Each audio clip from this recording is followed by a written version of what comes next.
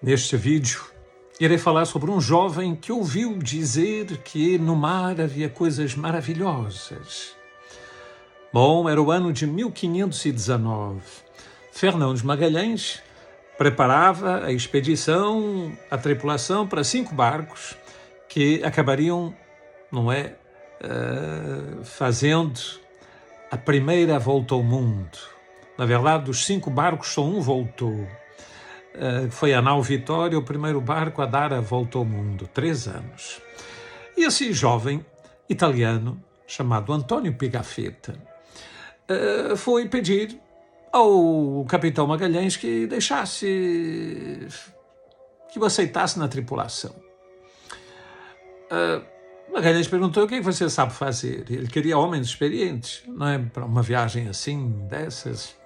Ele buscava a passagem do Atlântico para o mar do outro lado da América, né? Que todo mundo chamava ele de maluco. Essa passagem não existe. Bom, hoje existe e levou o nome dele, Estreito de Magalhães.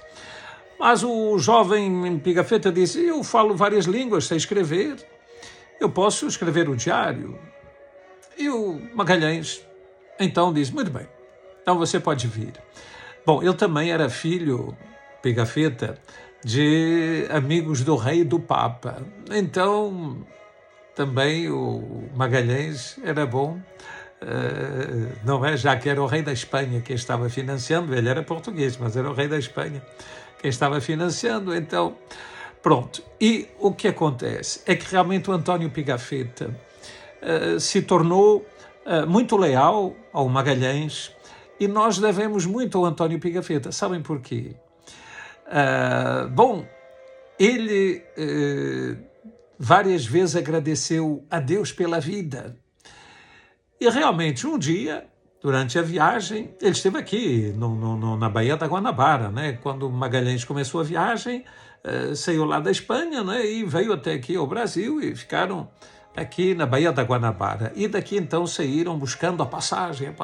Bom, é interessante o que o António Pigafetta fala aqui do Brasil. Ele trocou um rei de ouros por 6 galinhas.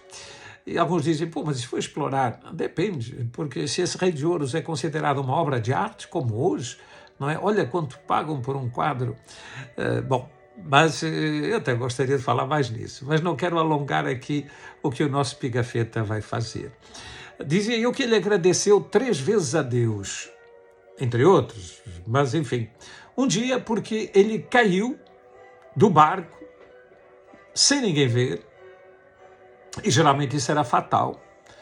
E ele diz que quando caiu, tinha ao lado dele um cabo, o cabo é uma corda, né?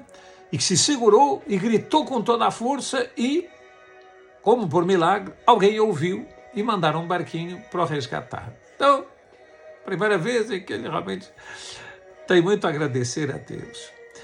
Depois, quando atravessaram o Pacífico, por que Pacífico se chama Pacífico?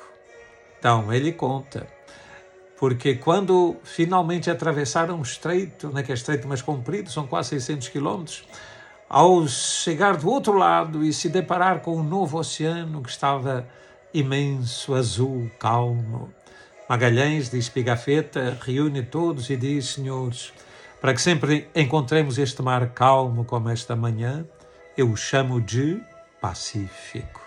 Então Pigafetta nos revelou como é que o maior oceano da Terra foi batizado. Então foi Fernão de Magalhães, e nessa situação. Ali eram só 3 barcos, porque um tinha afundado e outro tinha desertado, fingiu que se perdeu e foi embora, voltou para a Espanha. E 3 agora iniciam a travessia do Pacífico. Foram mais de 100 dias vendo céu e mar sem pisar em terra.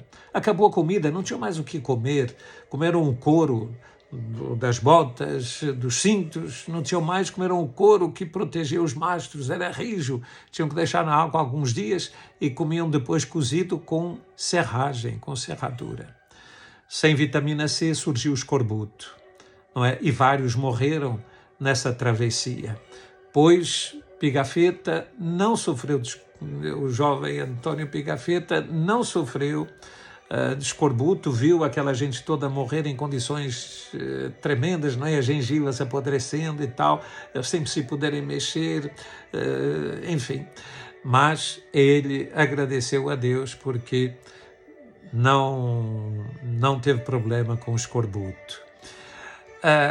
A outra vez também em que ele agradece foi quando, na ocasião, pouco depois da morte de Magalhães. Magalhães, com 50 homens, foram para a ilha de Mactã para, digamos, lutar com Lapu-Lapu. Lapu-Lapu já estava avisado e esperava com 1.500 enfim, soldados, e o Magalhães realmente ali fica. E Pigafetta foi ferido, mas não morreu. Logo depois, o rei da outra ilha convidou os oficiais do Magalhães para uma refeição, para um banquete, em que ele queria agradecer e tal, e mandar uma mensagem para o rei da Espanha, oferecer um presente ao rei da Espanha. Pigafetta ficou triste porque ele anotava tudo, ele era realmente assim incrível, até a língua, ele anotava tudo com precisão, e como estava ferido, não pôde ir. Foram 25 oficiais, mas ele não foi. Pois bem, aquilo foi uma cilada. Depois de servir o banquete, então o rei de Cebu, onde Magalhães chegou, não é, ali nas Filipinas, mandou matar todos os oficiais. Se António Pigafetta tivesse ido, lá teria ficado. Mais uma razão para agradecer a Deus, não é? Primeiro ele ficou aborrecido, mas depois certamente muito grato. E finalmente, 3 anos depois, então, dos 5 barcos que viraram 3 na travessia do Pacífico, quando eles chegaram à terra das especiarias, não é? Onde tinha aquela riqueza que todos procuravam, não é? Porque a pimenta e as especiarias valiam mais do que o ouro, então era como se fosse a corrida do ouro.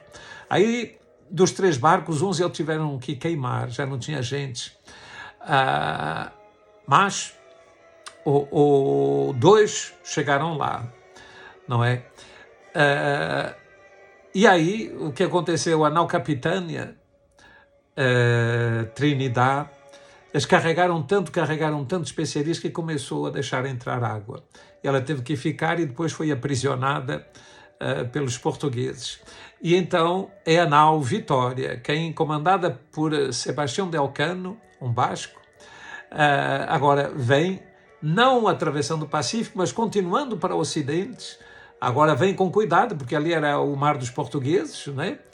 Mas ele também sabia e se arriscou vindo mais a sul e tal, e o que é fato é que, então, em setembro de 1522, 3 anos depois, eles tinham saído em setembro de 1519, em setembro de 1522, a nau Vitória chega, carregada de especiarias, uma fortuna, pagou a expedição ao rei da Espanha, ainda sobrou dinheiro.